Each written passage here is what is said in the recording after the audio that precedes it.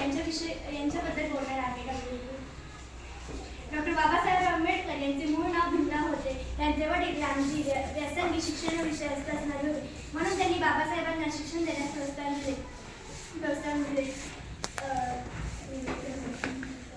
त्यासाठी त्यांनी अफनात कष्ट केले.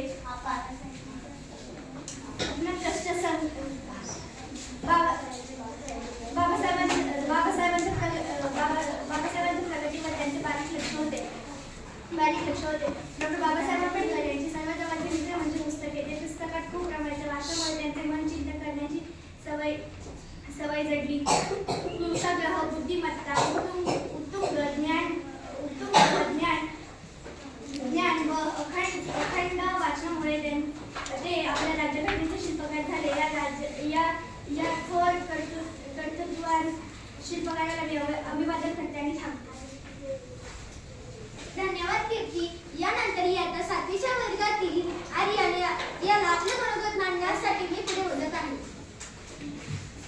महात्मा ज्योतिबा फुले यांना आपण महात्मा म्हणतो, कारण त्यांनी देशासाठी व समाजासाठी प्रचंड कार्य केले. सत्यशोधक समाजाची स्थापना केली. विधवा विवाहास प्रोत्साहन दिले. सर्वांनी शिकावे अशा चळवळींना अहोरात्र झटत राहिले. डॉक्टर बाबासाहेब आंबेडकर यांनी शिक्षणाचे महत्त्व लक्षात घेऊन मिलिंद व सिद्धार्थ या कॉलेजची स्थापना केली.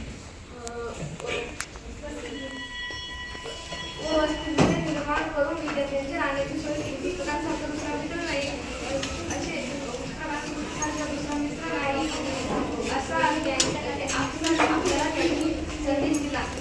डॉक्टर